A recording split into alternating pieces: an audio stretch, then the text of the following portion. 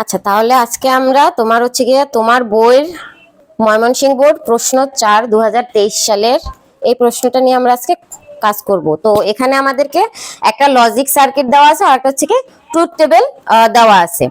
তাহলে প্রথমে 1 নাম্বার 2 নাম্বারে তো হচ্ছে গিয়ে ব্যাখ্যামূলক প্রশ্ন, আর গতে হচ্ছে লজিক সার্কিটটি কোন গেটের সমতুল্য এটা ব্যাখ্যা করতে বলছে।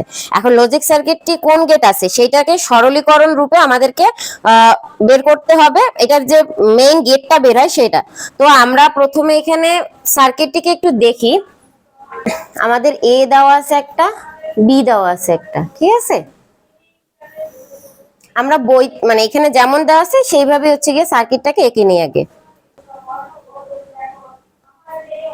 আমাদের এই ওয়াই এর মানটা এবার বের করতে হবে। এখন আমরা ধাপে ধাপে যাই, এই পর্যন্ত এ, তারপরে এইখানে যদি আসি তাহলে আমাদের এটা কি হয়, এ বার না, আর এইটা হলো গিয়ে এইরকম চিহ্নটাকে আমরা বি বার বের করি, ঠিক আছে। তাহলে এই দুইটাকে আবার আমাদেরকে তোমার প্লাস আকারে, এইটা থাকলে কি হয়, এই বার আকারে প্লাস থাকে আর টোটাল প্লাসের উপরে বার থাকে, ঠিক আছে। আমাদের আছে এ প্লাস বি। এখন এই যে হ্যাঁ, এই যে চিহ্নটা দেওয়া ওইটা থাকলে বুঝাবে টোটালটার উপরে বার, প্লাস করে টোটালটার উপরে বার।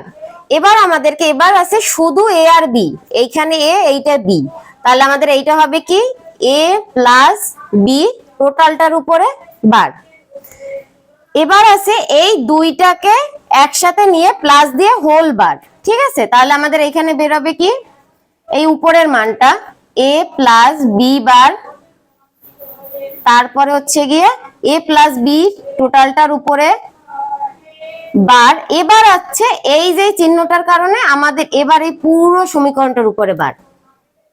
এবার আমাদের কি করতে হবে, এই যে যেটা বের হয়েছে এই বের হওয়াটাকে আমাদেরকে সরল করতে হবে। কি করতে হবে, সরল করতে হবে, কারণ আমাদের প্রশ্নে বলছে কি যে এই লজিক সার্কিটের গেটের সমতুল্যতা ব্যাখ্যা করতে বলছে।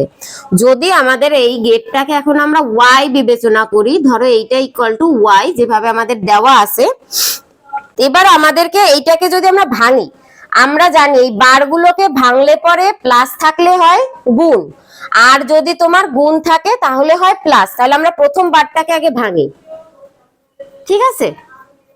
এটা আমরা আগের ক্লাসেও তোমাকে বলছিলাম না যে আমরা যখন বার একটা বার ভাঙবো তখন এইটুকু আগে লিখলাম, বারটাকে ভাঙবো পরে, সরি বারটাকে একবারই ভেঙে দিই, এই যে দিলাম না। এবার আমাদের এখানে বারটা টোটাল বারটা তো উঠে যাবে, ভাঙলে পর অর্ধেক এই পাশে আসলো আর এইটা প্লাস ছিল হয়ে যাবে কি ইনটু, পরে না কেন টোটালটা ইনটু আসবে, তার মানে এ প্লাস বি টোটালটার উপর বার। এইরকম যদি পরপর দুইটা বার থাকে তাহলে এইটার, শুধু আমি এইটার জন্য বলতেছি, এইরকম যদি দুইটা বার একসাথে থাকে পরের লাইনে একবারে দুইটা বার এরকম উঠিয়ে দেওয়া যায়, ঠিক আছে। এইটা হচ্ছে মানে এইরকম যদি কোনো লাইনে দুইটা বার একসাথে থাকে, পূর্ণ বার, ভাঙা ভাঙা বার না, পূর্ণ বার, মানে যদি এরকম এ থাকে এটাকে আমরা লিখতে পারি অনলি এ। আবার যদি বি বি থাকে তাহলে আমরা এরকম লিখতে পারি। আবার যদি এরকম এ প্লাস বির উপরে হোল বার থাকে তাহলে এটাকে আমরা এ প্লাস বি লিখতে পারি, মানে এইটা আর এইটা সমান জিনিস, বুঝতে পেরেছো। তাহলে আমাদের এই যে দুইটা ডাবল বার আছে, আমরা তাহলে এই বার দুইটাকে এখন বাদ দিয়ে দিতে পারি। কোনো কোশ্চেন আছে এখানে বুঝতে যে বার কেন বাদ গেল, আর এই দুইটাকে আমরা ব্র্যাকেট দিয়ে দিয়ে দেই না, দুইটা বার যখন একসাথে বাদ যাবে তখন চিহ্ন পরিবর্তন হবে না। কিন্তু ধরো আমাদের এ প্লাস বি আছে, এর উপর ডাবল বার আছে, আমরা শুধু এই সেকেন্ড বারটাকে বাদ দিতে চাই, তাহলে চিহ্নটা পরিবর্তন হয়ে এইভাবে ডট হয়ে যাইবে। ক্লিয়ার এইটুক? এখানে তো আশা করি প্রবলেম আর নাই। আর কোনো কোশ্চেন? আচ্ছা, তাহলে এই পর্যন্ত আমাদের ক্লিয়ার। এবার আমাদেরকে এই দুইটাকে আবার আমরা এখন যদি গুণ করি, এইটার সাথে এইটা গুণ দেই, আমরা এবার এইটাকে এই এ দিয়ে একে, এ দিয়ে বি কে গুণ দেবো, বি দিয়ে এইটাকে, বি দিয়ে এইটাকে গুণ দেবো, এ বার দিয়ে এই টোটালটাকে করব, তাই না?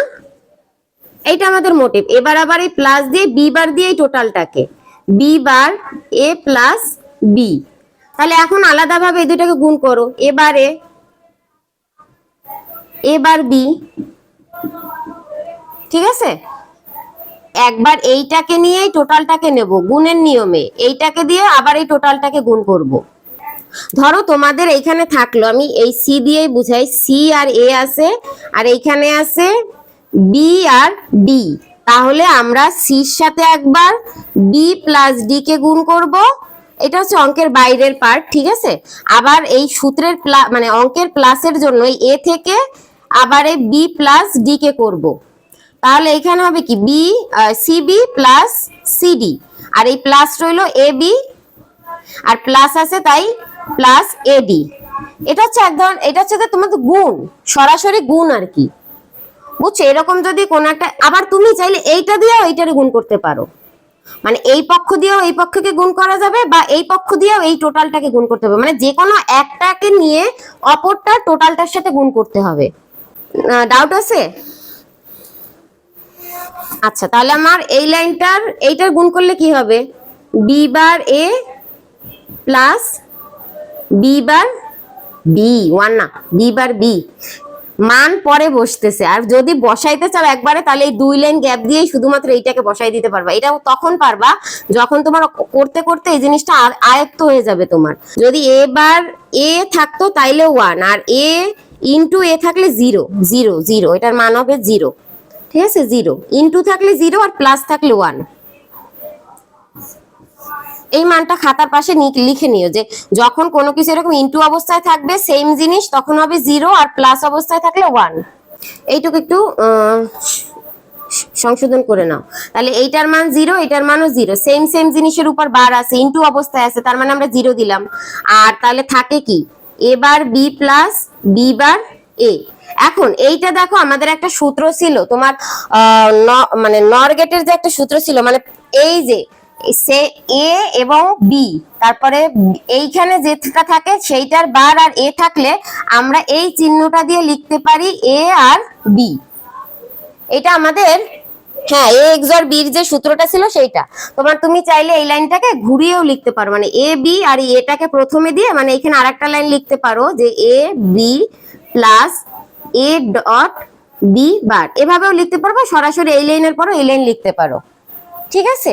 এই যে এই এক্সর বির যে আমাদের এই সূত্রটা, এই সূত্রটার জন্য আমরা এখানে এটা বসায় দিলাম। এই গেল আমাদের এইটার সমাধান। এই গ নাম্বার এইখানেই শেষ। এইটা হচ্ছে গিয়ে গ নাম্বার ছিল অঙ্কের। তো গ নাম্বারে কোনো সমস্যা আছে তোমার বুঝতে? এখানে জাস্ট এরপরে লিখে দেবা এটা একটা এক্সর গেট, আর হচ্ছে গিয়ে তোমার প্রশ্নের যে লাইনটা ছিল সুতরাং লজিক সার্কিটটি এক্সর গেটের সমতুল্য, মানে এখানে কোন গেটের সমতুল্য এটা আমাদেরকে বুঝাইতে বলছে। তাহলে মানে এটা আমরা বলতে পারি এটা হচ্ছে গিয়ে এক্সর গেটের সমতুল্য, এক্সর গেটের সমতুল্য।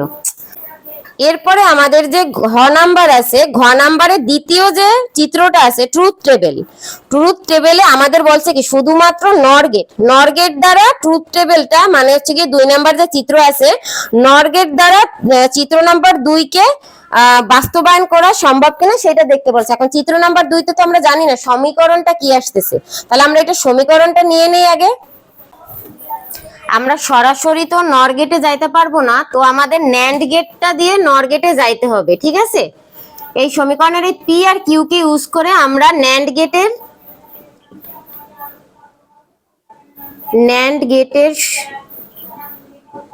ক্ষেত্রে আমরা জানি ন্যান্ড গেটের ক্ষেত্রে হয় গিয়ে কি পি কিউ এরকম আসে বিষয়টা, তাই না।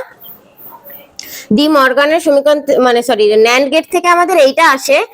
আর এইটাকে যদি আমরা ভাঙতে চাই, একটু আগেই আমরা বলছিলাম এইটাকে ভাঙতে হইলে আমাদের প্রশ্নে চাইছে নর গেট, প্রশ্নে চাইছে কি নর গেট। এখন নর গেট হইলে তো এখানে ইনটু থাকতে পারবে না, সব কি থাকতে হবে প্লাস থাকতে হবে আর বার থাকতে হবে একটা, তাই তো।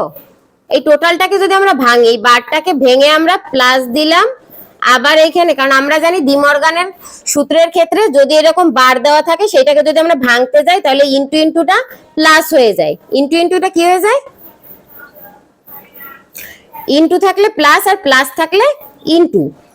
তাহলে এবার আমরা এইখানে আরো 2টা বার দিয়ে দেব, কারণ আমাদেরকে অ্যাটলিস্ট কি নর গেটে যাইতে হবে, নর গেটের জন্য আমাদের বারের প্রয়োজন হবে, আর সেই বারের জন্য আমরা এই দুইটা বার নিলাম। একটা বার তো আমরা নিতে পারবো না, কারণ একটা বার দিলে আমাদের এই আগের লাইনের সাথে মিলবে না, তার জন্য আমরা কি দেব, ডাবল বার। বুঝতে পারছো? এই পি আর এই কিউ, আমাদের এই সমীকরণের পি কিউ থেকে আমরা এই মানটা নিছি। এটা তো আমাদের ন্যান্ড গেটেরই সত্যক সারণী, তাই না? তো সেই ন্যান্ড গেটের সত্যক সারণী থেকে আমাদের এইরকম সমীকরণ ভেঙেও বার করা যায়, আবার ডিরেক্টলি ন্যান্ড গেটের সূত্র লিখেও আমরা এই অঙ্কটাকে সমাধান করতে পারি।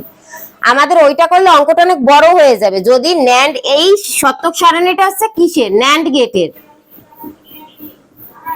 এইটা হচ্ছে ন্যান্ড গেটের ট্রুথ টেবিল।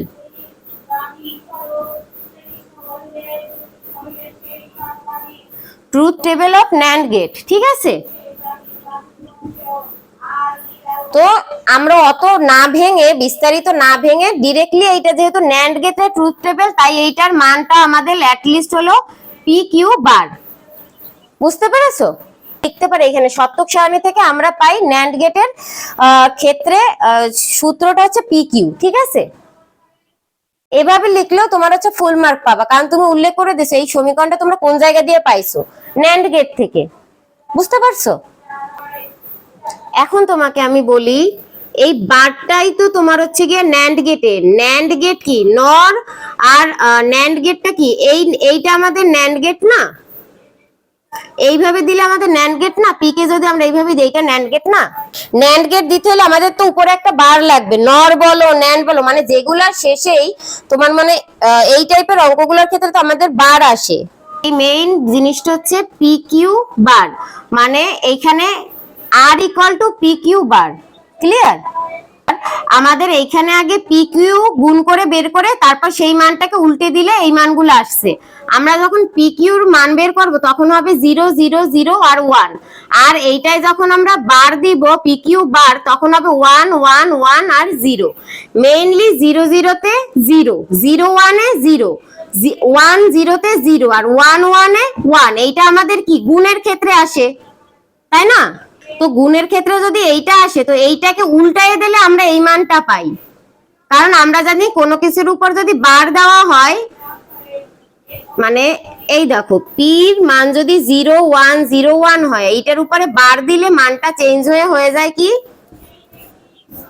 1 0 1 0, মান চেঞ্জ হয়ে যায়। তাহলে এই দুইটাকে গুণ করলে হয় 0, কিন্তু আমাদের এখানে কি 0 আসছে, 0-র উল্টা মানটা আসছে না 1, তার মানে আমরা বলতে পারি পি কিউ বার হচ্ছে এই টোটাল সমীকরণটা। মানে কিভাবে সমীকরণটা আসছে তাহলে তার কোনো কোশ্চেন নাই এই পর্যন্ত। যদি আমরা এইভাবে রাখি, আমাদের দুইটা বার এই জায়গায় আমরা কেন দিলাম, কারণ একটা বার দিলে অঙ্কটা এই আগের লাইনটা সেম থাকে না, দুইটা বার দিলে পরের লাইনে আমরা এটাকে পি বার কিউ বার এইটা লিখতে পারি, মানে এই লাইন থেকে এই লাইনে যাওয়া যায়, আবার এই লাইন থেকে এই লাইনে আসা যায়। বুঝতে পারছো? এবার আমাদের তাহলে এটার জন্য গেট বানাইতে হবে। পি আর কিউ এর কাজ নর গেটে বাস্তবায়ন, তো আমাদের তো এটা নর গেট এসে গেছে, তাহলে এবার আমাদের পি বার কিউ বার করতে হবে। পি দিয়ে করলা, পি কে এইভাবে করলা পি বার, আবার কিউ এর জন্য আলাদা ভাবে করলা কিউ বার, ঠিক আছে? পি বার নিলাম আর কিউ বার নিলাম, পি কে আমরা বারে পরিণত করলাম আর কিউ কে আমরা বারে পরিণত করলাম। ক্লিয়ার? এবার এই দুইটাকে আবার বারে পরিণত করতে হবে।